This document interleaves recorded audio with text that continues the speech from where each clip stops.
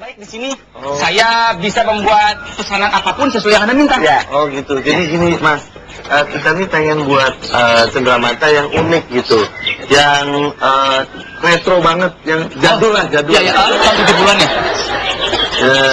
Kayak lebih jadul lagi deh. Oh, tahun 60-an gitu berarti. Ya, jadulin lagi. Tahun 50-an ya? Jadul banget deh pokoknya deh, Pak. Ya, saya ngerti, Mas. 5 juta. 5 juta. Nih duitnya. Bener saya ambil? Ya. Saya punya yang jadul dari yang paling jadul. Nih, zaman purbakala. 70 kagak, 60 kagak, 50 kagak. Zaman purbakala nih, beri lu. Aku nggak mau beginian. Aduh, apaan? Ini paha dinosaurus. Bukan. Sama tuh kayaknya tuh paha. Oh, enggak dong, kasihan banget. Ya, ini model raksasa. Mau dilukis, Bang? Saya bisa dilukis sesuai dengan foto, Bang. Gitu ya, Bang. Bisa cepet nggak? Bisa, Bang. Mana, Bang? Malah gak sanggup muka lu kayak begini. Berapa? Berapa? 10 juta, Bang. 10 juta lu bilang mahal. Emang lo pikir gua nggak bawa duit 10 juta apa? Oh. Mas, bayar. Berat, kaya, matre lu. Apa aja lu. Sudahlah. Sekarang berpose ya. Lebih dapat lagi. Ya. Saya lukisnya di mana dong ya? Karena mundur dulu. Mundur ya. Itu majuin dong. Get me romantic. Kurang hot. Entah hujan. Itu gini ya. Udah begini? Ya, tengah-tengah bebas. Ya, siap. Ya, jatuh dah. Tenang ya kalau ngelukis. Destruktif nih orang nih.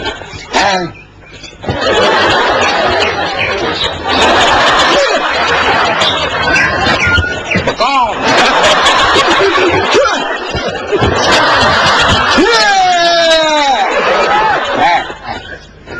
Pendebus pelukis nih. Lukisannya sudah jadi. Kok gini? Gitu. Gimana sih? Gak mau. Aku bisa nggak jadi kawin.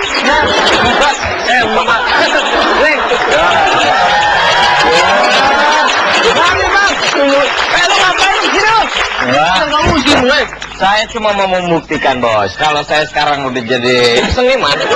Seniman apaan lo? Bisa apa lo?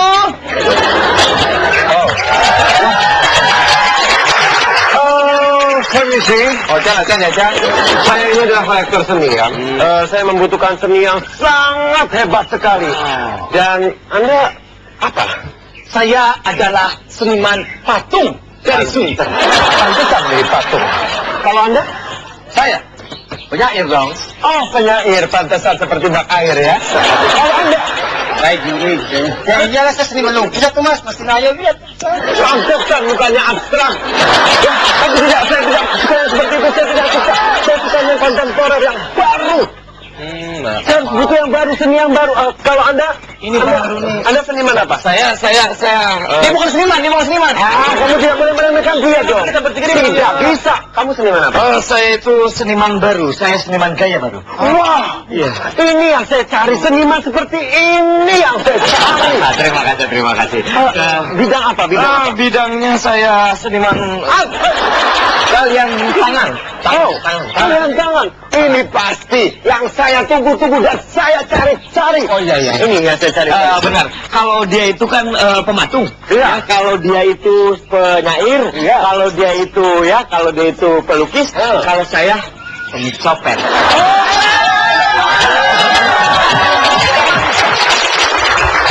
Katanya ada 3 orang mati yang kabur. Apa betul?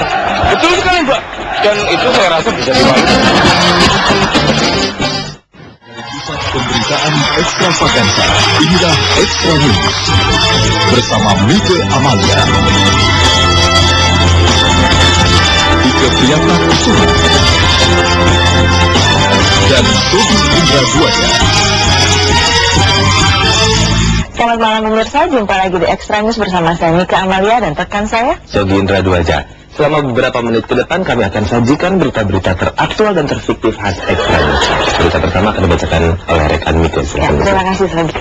Pemirsa, Duta Besar Indonesia di Argentina ditegur oleh Menteri Luar Negeri Indonesia. Hal ini disebabkan karena ketika Menteri Luar Negeri menelpon ke Argentina tepat di tanggal 17 Agustus, ternyata di Argentina tidak ada upacara kemerdekaan RI.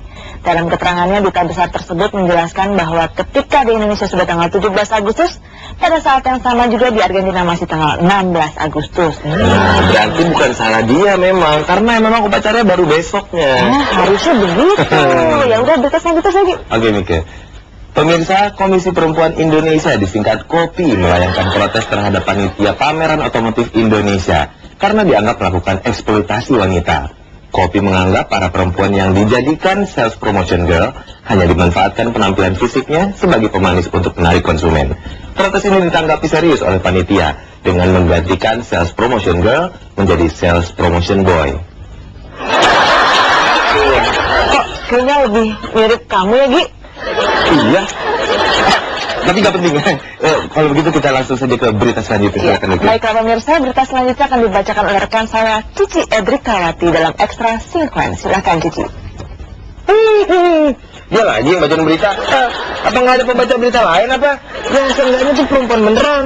Yang jadi-jadian kayak dia. Sebenarnya. Udah, bacain berita.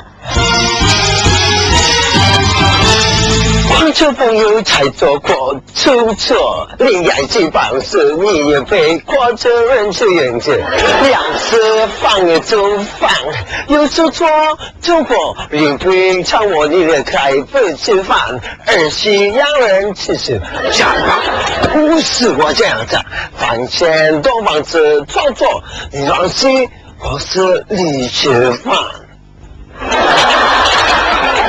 小雪子，Extra 新闻，晚安，再见，透过转进这两帮样便你。Menunggu takong. Ngajak aja gue mau nggak soal.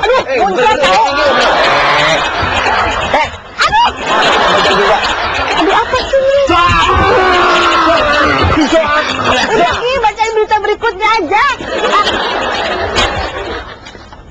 Nah, tuh gila nih kita. Gua baca berita berikutnya. Oh iya. Pemirsa, bahan bakar fosil yang kita gunakan akan habis persediaan di dalam bumi.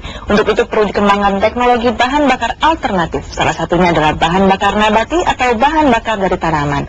Untuk membahas hal ini telah hadir seorang ahli bahan bakar nabati, Dr. Roni dari Bakso Bakar, Badan Sosialisasi Bahan Bakar Alternatif.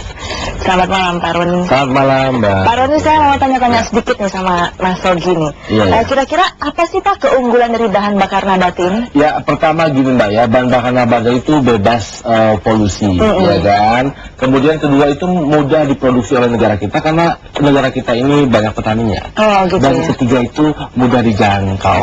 Terjangkau lah. Iya. Terus gimana cara sosialisasinya tuh gimana Pak? Jadi begini, sampai sejauh ini baru masyarakat bawah yang rajin pakai bahan bakar nabati ini Mbak. Kenapa kalangan atas belum mau menggunakan bahan bakar dari nabati? Karena kalangan atas itu kebanyakan seringnya makan daging Mbak. Jadi masih sementara masyarakat kelas bawah tuh makan tanaman seperti layap dan sayuran gitu ya. Jadi mereka bisa menggunakan bahan bakar nabati langsung, secara langsung. Emangnya kalau misalnya bahan bakar nabati itu bahan sayur-sayurannya nggak diolah dulu Pak? Loh, kok nggak perlu diolah lagi Mbak, langsung bisa dipakai. Tapi masa sayuran langsung dimasukin ke dalam tangki bensin mobil gitu? Emang bisa jalan, Pak? Siapa bilang dimasukin ke tangki mobil Mbak? Iya, nggak begitu. Terus? Jadi bahan bakar nabati itu tinggal dikonsumsi, dimakan. Nah, tenaganya dipakai buat dorong beca, iya toh, dorong misalkan mesin traktor atau apa. Pokoknya setelah dimakan itu tenaganya akan berfungsi. Bukan. Maksud kami itu adalah bahan bakar untuk mobil atau motor supaya bisa jalan gitu Pak. Iya benar Pak. Bukan dimakan Pak. Loh, pemilik mobil atau motor juga bisa makan sayuran. Terus abis itu dorong mobil sama motornya, ya jalan deh. Itu aja kok repot. Kayaknya Kayaknya nggak nyambung nih pemirsa ya. Tapi nggak gini loh, Mbak. Sayuran itu bisa macam-macam, bisa pilih. Bisa ada kangkung ya, ada brokoli, ada labu, ada. Ya, Pak. Terima kasih ya Pak ya. Di pemirsa saya sudahi saja wawancara kita pada malam hari ini. Silakan datang lagi berita selanjutnya. Terima kasih, Mika. Pemirsa, perayaan kemerdekaan